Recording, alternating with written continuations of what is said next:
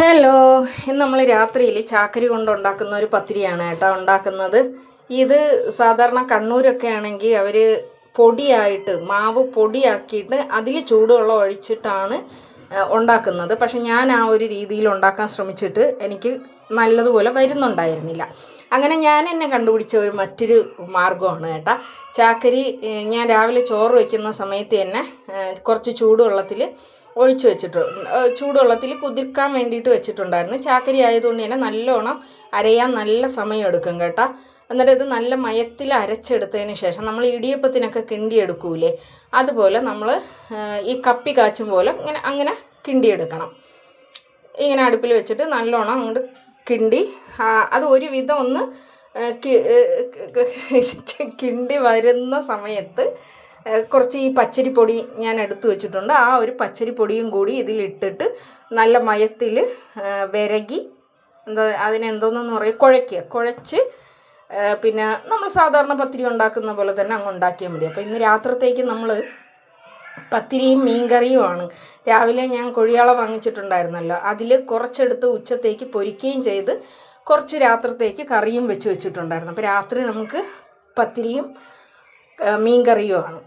അപ്പം കുറേ ആളുകൾ എൻ്റെ അടുത്തൊരു കാര്യം ചോദിച്ചിട്ടുണ്ടായിരുന്നു, നിങ്ങൾ എങ്ങനെയാണ് ടൈം അഡ്ജസ്റ്റ് ചെയ്യുന്നത് ഇതെല്ലാം ചെയ്യാൻ വേണ്ടിയിട്ട്?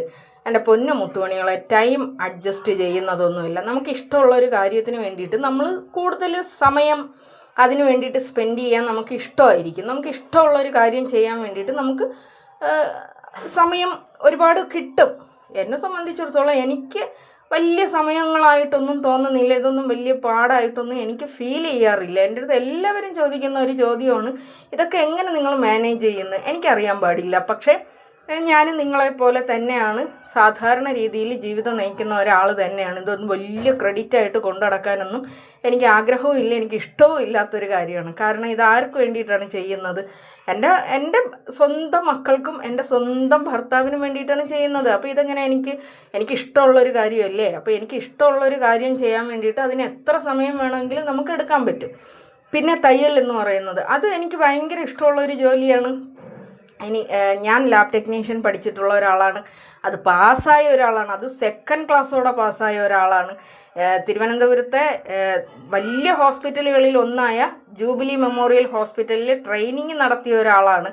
അപ്പം അങ്ങനെയൊക്കെ ചെയ്തിട്ടും ആ ഒരു ജോലി എനിക്കിഷ്ടമില്ലാത്തത് കൊണ്ട് മാത്രം ഞാൻ ഉപേക്ഷിച്ച് എനിക്കിഷ്ടമുള്ള ഒരു ജോലി ചെയ്യാൻ വേണ്ടിയിട്ട് തീരുമാനിച്ച് ഞാൻ വന്ന ഒരാളാണ്. അപ്പോൾ എനിക്കിഷ്ടമുള്ളൊരു കാര്യം ചെയ്യുമ്പോൾ നമുക്കതിന് എത്ര സമയം ചിലവാക്കിയാലും അതൊരു സമയം പോക്കായിട്ട് അല്ലെങ്കിൽ നമുക്കത് ഒരു ഭയങ്കര പാടായിട്ട് നമുക്ക് ഫീൽ ചെയ്യൂല. അത് തന്നെയാണ് എനിക്ക് എൻ്റെ മൂത്ത മോളെ കൊണ്ട് UPSC എക്സാം എഴുതിപ്പിക്കാൻ ഭയങ്കര ആഗ്രഹമായിരുന്നേ. ഞാനൊക്കെ പഠിക്കുന്ന സമയത്ത് എനിക്കൊന്നും ഒരു കറക്റ്റായ ഒരു പറഞ്ഞു തരാൻ വേണ്ടിയിട്ട് ആരും ഉണ്ടായിരുന്നില്ല. എന്തൊക്കെയോ പഠിച്ച് ഇങ്ങനെ അങ്ങ് പഠിച്ചങ്ങ് പോയി എന്നല്ലാതെ. അപ്പോൾ എനിക്ക് ഭയങ്കര ഇഷ്ടമാണ് എൻ്റെ മക്കളിൽ ആരെങ്കിലും കൊണ്ട് UPSC എഴുതിപ്പിക്കണം. അത് ഹവയെ കൊണ്ട് തന്നെ എഴുതിപ്പിക്കണമെന്ന് എനിക്ക് ഭയങ്കര ആഗ്രഹമായിരുന്നു. ഞാൻ അതിന് വേണ്ടിയിട്ട് അവളെ ട്രെയിൻ ചെയ്യിപ്പിക്കുകയും ആ ഒരു രീതിയിൽ വളർത്തിക്കൊണ്ടുവരികയൊക്കെ ചെയ്തിട്ടുണ്ടായിരുന്നു. പക്ഷെ അവൾ 10ാം ക്ലാസ്, എനിക്ക് തോന്നുന്നു ഒരു 8ാം ക്ലാസ് എത്തിയപ്പോൾ തൊട്ട് അവളുടെ ഒരു ചിന്ത എന്ന് പറയുന്നത് ഫാഷൻ ടെക്നോളജി, നല്ല ഡ്രസ്സ് ഇടുക, നല്ല പിന്നെ ഈ ക്രിയേറ്റീവായിട്ട് എന്തെങ്കിലുമൊക്കെ ചെയ്യുക എന്നുള്ളതാണ് അവളുടെ ഭയങ്കര ഇഷ്ടമുള്ള ഒരു കാര്യം. അപ്പോൾ അവൾ തന്നെ എൻ്റെ അടുത്ത് പറഞ്ഞു, ഉമ്മച്ചി എനിക്കിഷ്ടമില്ല, ഇതെനിക്ക് പഠിക്കാനായിട്ട് ഇഷ്ടമില്ല, എനിക്കിഷ്ടമുള്ളത് NIET പഠിക്കാനാണ് എനിക്കിഷ്ടം. അപ്പോൾ പിന്നെ ഇഷ്ടമുള്ള കാര്യം നമ്മൾ ചെയ്യുമ്പോഴാണ് അത് കഷ്ടമല്ലാതായി മാറുന്നത്. അതുപോലെ തന്നെ ഞാനും എൻ്റെ ഇഷ്ടങ്ങൾ തിരഞ്ഞ് നടന്നപ്പോഴാണ് എനിക്കിതൊക്കെ ഈസി ആയിട്ട് എനിക്ക് ഫീൽ ചെയ്യുന്നത്. എനിക്കിപ്പോൾ തുണി നനയ്ക്കുക, അതെനിക്കിഷ്ടമുള്ള, എൻ്റെ വീട്ടിൽ വാഷിംഗ് മെഷീനുണ്ട്. പക്ഷേ എനിക്ക് എൻ്റെ കൈ കൊണ്ട് തന്നെ അത് നനച്ചാലേ എനിക്ക് തൃപ്തിയാകുന്നുള്ളൂ. വാഷിംഗ് മെഷീനിലിടുമ്പോൾ കുറേ ഭാഗത്ത് അഴുക്ക് അങ്ങനെ തന്നെ നിൽക്കുന്നുണ്ട്, പിന്നെ ഒരു ബാഡ് സ്മെല്ല് അതങ്ങനെ തന്നെ നിൽക്കുന്നുണ്ട്. തുണി എന്ന് പറയുന്നത് നമ്മൾ മുക്കി പിഴിഞ്ഞ് എടുക്കുന്ന ആ ഒരു സുഖം ഈ വാഷിംഗ് മെഷീനിൽ ഇട്ട് കഴിഞ്ഞാൽ നമുക്ക് കിട്ടില്ല. അപ്പോൾ അതുപോലെ തന്നെ ഭക്ഷണം ഉണ്ടാക്കുക എന്ന് പറയുന്നത് ഒരു കലയാണ്, ഒരു ക്രിയേറ്റിവിറ്റിയാണ്. അപ്പോൾ അത് ഞാൻ എന്നെ സ്വയം പഠിച്ചെടുത്ത് വന്ന ഒരു കലയാണ്. അതെനിക്ക് ഇഷ്ടമുള്ളതുകൊണ്ട് അതെനിക്ക് കഷ്ടമല്ലാതെ ചെയ്യാൻ വേണ്ടിയിട്ട് സാധിക്കുന്നു. അതുപോലെ ആരെയും ഏലിക്കാനില്ല. ഏലിക്ക എന്ന് പറഞ്ഞാൽ നിങ്ങൾക്കറിയാമല്ലോ, അതായത് അത് അവൾ ചെയ്യട്ട്, അത് ഇവൾ ചെയ്യട്ട്, ഇത് ചെയ്യട്ട്, ഇങ്ങനെ ചെയ്യട്ട്, അങ്ങനെ ചെയ്യട്ട്. അത് ആദ്യമൊക്കെ എൻ്റെ മക്കളും അങ്ങനെ ചെയ്യുമായിരുന്നു. ഒന്ന് തൂക്കാൻ വേണ്ടിയിട്ട് പറഞ്ഞാൽ പറയും, നീ ചെയ്, അവൾ ചെയ്യട്ട്, ഇവൻ ചെയ്, ഇവൻ ചെയ്. അപ്പോൾ ഇങ്ങനെ പറയുമ്പോഴത്തേക്കും എനിക്ക് തന്നെ മനസ്സിലായി ഇവരുടെ ഈ ഒരു പോക്ക് ശരിയല്ല. അവനവന് ചെയ്യാൻ പറ്റുന്ന കാര്യം അവനവൻ ചെയ്താൽ മതി. ഇനിയിപ്പോൾ തൂക്കാനും മറ്റത്തിനും പറഞ്ഞു കഴിഞ്ഞാൽ നീ പോയി തുറപ്പെടുത്തോണ്ട് വാ എന്ന് പറഞ്ഞാൽ ഞാൻ സമ്മതിക്കൂല. നിനക്ക് ചെയ്യാൻ പറ്റുമോ നീ ചെയ്, അല്ലെങ്കിൽ നീ ചെയ്യണ്ട. നീ മറ്റൊരാളിനെ കയ്യാളായിട്ട് നിർത്തിയിട്ട് നീ ഒരു ജോലി ചെയ്യണ്ട. നിനക്ക് എന്തെങ്കിലും ചെയ്യാൻ പറ്റുമോ അത് നീ ചെയ്, നിനക്ക് വയ്യെങ്കിൽ വേണ്ട. അപ്പോൾ അവനവന് ചെയ്യാൻ പറ്റുന്ന കാര്യം ചെയ്യാൻ പറ്റുന്ന സമയത്ത് അവന് ഇഷ്ടമുണ്ടെങ്കിൽ ചെയ്യുക. ഇഷ്ടമില്ലാതൊരു കാര്യം ചെയ്താൽ അത് നടക്കൂല, അത് വൃത്തിയാവൂല. അത് അവർ ഇഷ്ടമില്ലാതെ ചെയ്യുന്ന, നമ്മൾ നിർബന്ധിച്ചിട്ട് ചെയ്യിപ്പിക്കുന്നത് പോലെ ആകും. സാധാരണ നമ്മുടെയൊക്കെ പണ്ടത്തെ ലൈഫ് എന്ന് പറയുന്നത്, പണ്ട് എൻ്റെ അമ്മയൊക്കെ എന്നെ പഠിപ്പിച്ചിട്ടുള്ള ഒരു കാര്യം എന്തോന്നു, അടുക്കള ജോലി ചെയ്യണം. പെണ്ണുങ്ങളെന്ന് പറഞ്ഞു കഴിഞ്ഞാൽ അടുക്കള ജോലി ചെയ്യണം.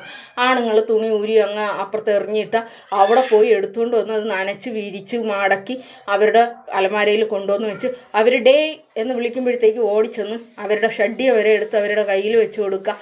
ഇതൊക്കെ എന്ന് പറഞ്ഞു കഴിഞ്ഞാൽ പെണ്ണുങ്ങൾ ചെയ്യേണ്ടുന്ന ഒരു കാര്യമാണ്. ഈ അമ്മമാരെന്ത് ചെയ്യും? അമ്മമാരുടെ ഈ ചെങ്കോലും കിരീടവും എന്ത് ചെയ്യും? ഇത് പെമ്മക്കൊക്കെ അങ്ങ് കൈമാറും. അതുപോലെ അച്ഛന്മാരെന്ന് പറയുന്നത് അങ്ങ് കുടുംബം പുലർത്താൻ വേണ്ടിയിട്ട് അവരെ കൊണ്ട് പറ്റുന്ന രീതിയിൽ അവർ കുടുംബം പുലർത്തും. അത് കഴിഞ്ഞ് അപ്പുറത്തുനിന്നും ഇപ്പുറത്തുനിന്നും കടം വാങ്ങും. കുടുംബം പുലർത്താൻ പറ്റിയില്ലെങ്കിൽ അപ്പുറത്തുനിന്നും ഇപ്പുറത്തുനിന്നും ഒക്കെ കടം വാങ്ങും. ഈ കടവും ബാധ്യതയും എല്ലാം കൂടി എന്ത് ചെയ്യും? ആണുങ്ങൾക്ക് അങ്ങ് കൈമാറി കൊടുക്കും. അതായത് ഇവരുടെ കഷ്ടപ്പാടും ഇവരുടെ ബുദ്ധിമുട്ടും ഒക്കെ ഇങ്ങനെ ചെങ്കോലും കിരീടവും കൈമാറുന്നത് പോലെ അവരുടെ വരും തലമുറയ്ക്ക് അങ്ങോട്ട് കൈമാറും. അങ്ങനെയല്ല, ഇഷ്ടത്തോടു കൂടി, കഷ്ടമില്ലാതെ അവരിഷ്ടത്തോടു കൂടി സ്വീകരിക്കുക എന്നുള്ളതാണ്. അങ്ങനെയാണെങ്കിൽ ആ ജീവിതം സുഗമമായിട്ട് നമുക്ക് മാറുള്ളൂ എന്നുള്ളതാണ്. അവരെ അംബീഷൻ, അവർക്ക് വേണ്ടുന്ന സഹായം കൊടുത്തും അവർക്ക് സ്വപ്നങ്ങൾ ഇട്ട് കൊടുത്തും ഇന്നതാണ്, ഈ ഒരു രീതിയിലാണ് നിങ്ങളുടെ ജീവിതം എന്ന് പറഞ്ഞ് മനസ്സിലാക്കി കൊടുത്ത് ആ ഒരു രീതിയിൽ അവരെ ജീവിപ്പിക്കുക എന്നതിന് പകരം അവരെ കൊണ്ട് അടിച്ചും ഇടിച്ചും ഇങ്ങനെ നമ്മുടെ കഷ്ടപ്പാടിൻ്റെയും നമ്മുടെ ബുദ്ധിമുട്ടിൻ്റെയും അടുക്കളയും ഭരണവും ഒക്കെ കൂടി മക്കൾക്ക് കൈമാറിയത് കൊണ്ട് വലിയ ഗുണമൊന്നും ഉണ്ടാവാൻ വേണ്ടിയിട്ട് പോകുന്നു എന്ന് ഞാൻ ചിന്തിക്കുന്നില്ല. പിന്നെ അതുപോലെ തന്നെ എൻ്റെ വീട്ടിലെന്ന് പറയുന്നത്, ഇപ്പം എൻ്റെ വീട്ടിൽ എൻ്റെ മോള് തൂക്കുകയാണെങ്കിൽ എൻ്റെ മോനും തൂക്കും, എൻ്റെ മോള് കറി വയ്ക്കുകയാണെങ്കിൽ എൻ്റെ മോനും കറി വയ്ക്കും. മുമ്പ് ഞാൻ ലൈവൊക്കെ ചെയ്യുന്ന സമയത്ത്, ഞാൻ ഇടിയപ്പവും ഇതൊക്കെ ചുടുന്ന സമയത്ത്, ഞാൻ ലൈവ് ചെയ്യുന്ന സമയത്ത് എൻ്റെ മോൻ, ഞാൻ ലൈവ് ചെയ്യുമ്പോൾ ചെയ്യാൻ വരുമ്പോൾ ഉമ്മിച്ച് വെക്കോ ഞാൻ ചെയ്തോളാം എന്ന് പറഞ്ഞ് എൻ്റെ മോൻ അത് ചെയ്യാറുണ്ട്. അതുപോലെ തന്നെ വീട് തൂക്കുക, തുടയ്ക്കുക, ഇതൊക്കെ എൻ്റെ മോനും ചെയ്യാറുണ്ട്. പക്ഷെ അത് അവരുടെ ഉത്തരവാദിത്തമാണ് എന്ന് അവർക്ക് തോന്നി അവർ സ്വയം ചെയ്യുന്നതാണ്. ഇരിക്കുന്നിട വൃത്തിയാക്കുക, അതുപോലെ തിന്ന പാത്രം മറ്റാരെയും കൊണ്ട് കഴിവിപ്പിക്കാൻ വേണ്ടിയിട്ട് അല്ലെങ്കിൽ അവിടെ കൊണ്ടുവന്ന് അങ്ങ് എറിഞ്ഞിടുക, അതൊന്നും ചെയ്യേണ്ട കാര്യമില്ല. അവനവൻ തിന്നുന്ന പാത്രം അവനവൻ്റെ ഉത്തരവാദിത്തങ്ങൾ കൃത്യമായിട്ട് ചെയ്യാൻ വേണ്ടിയിട്ട് നമുക്ക് പറഞ്ഞു കൊടുക്കാം. അതുപോലെ തന്നെ ഇതാരെയും ഏലിച്ചിടാൻ, എന്നെ സംബന്ധിച്ച് എനിക്ക് ഇതാരെയും ഏലിച്ചിടാൻ വേണ്ടിയിട്ട് ആരുമില്ല. ഞാൻ എൻ്റെ മക്കളെ കൊണ്ട് ഇത് ചെയ്യിപ്പിച്ചിട്ട് കാലിൻ്റെ പുറത്ത് കാലും ഇട്ട് ഭയങ്കര രാജ്ഞിയെ പോലെ ഇരുന്നിട്ട് അതൊരു മനസാക്ഷിയില്ലേടെ. അപ്പോൾ എല്ലാവരും ഇങ്ങനെ പറയും, അത് മക്കളല്ലേ, മക്കളൊക്കെ അത് ചെയ്ത് സഹായിക്കുന്നതിന് എന്താണ് കുഴപ്പം? വേണ്ട, അവരുടെ സഹായം വേണ്ടെന്ന്. എനിക്ക് കൈക്കും കാലിനും ആരോഗ്യമുണ്ട്. എനിക്ക് ആരോഗ്യമുള്ളത് വരെ ഞാനത് ചെയ്യും. എൻ്റെ മക്കൾക്ക് വേണ്ടിയിട്ട് അത് ചെയ്യുക എന്ന് പറയുന്നത് വലിയ കാര്യമാണ് എന്ന് നമ്മളെ ഉത്തരവാദിത്വം നമ്മൾ മറ്റൊരാളിനെ ഏൽപ്പിച്ചിട്ട് അയ്യോ ഞാൻ കഷ്ടപ്പെട്ട്, അയ്യോ ഞാൻ ബുദ്ധിമുട്ടി, അയ്യോ അങ്ങനെ പറയുന്നതിൽ കാര്യമില്ലല്ലോ. നമ്മൾ നമ്മുടെ ഉത്തരവാദിത്വം, നമ്മളുടെ കാര്യങ്ങളെല്ലാം നമ്മൾ പെർഫെക്റ്റായിട്ട് ചെയ്യാൻ വേണ്ടിയിട്ട് അത് കണ്ടു വളരുന്ന മക്കൾ എന്ത് ചെയ്യും? അവരും ആ ഒരു രീതിയിൽ വളരും. മറ്റത് ഇങ്ങനെ എന്തോന്ന് എനിക്ക് വരുന്ന കഷ്ടപ്പാടും എനിക്ക് വരുന്ന ബുദ്ധിമുട്ടും ഒക്കെ നാട്ടുകാർ അല്ലെങ്കിൽ അന്യർ അല്ലെങ്കിൽ എൻ്റെ അമ്മയും അച്ഛനുമാണ് എൻ്റെ ബുദ്ധിമുട്ടുകൾ സഹിക്കേണ്ടത്, എനിക്കിതെല്ലാം ചെയ്തു തരേണ്ടത് അവരാണ് എന്ന് നമ്മളിങ്ങനെ സ്വയം പഠിച്ചു വെച്ചാൽ അവരും ചെയ്യൂല, നമ്മളും ചെയ്യൂല, നമ്മുടെ ജീവിതം കോഞ്ഞാട്ടയായി മാറും. എൻ്റെ ഉത്തരവാദിത്വം അത് എൻ്റെതാണ് എന്ന് ഞാൻ ചിന്തിച്ച് മുന്നോട്ട് പോയി കഴിഞ്ഞാൽ നമുക്ക് ജീവിക്കാൻ പറ്റൂന്നേ. പിന്നെ അതുപോലെ തന്നെ ചില കാര്യങ്ങൾ ഇങ്ങനെ നമ്മൾ ചെയ്യാതെ നമ്മൾ മറ്റൊരാളിനെ കൊണ്ട് ചെയ്യിപ്പിക്കുക. ഇപ്പം എനിക്ക് ചെയ്യാൻ പറ്റാത്ത കാര്യം ഞാൻ എൻ്റെ മോളെ കൊണ്ട് പറഞ്ഞ് അത് ചെയ്യിപ്പിച്ച് അത് എത്രത്തോളം പെർഫെക്റ്റ് ആയിരിക്കും.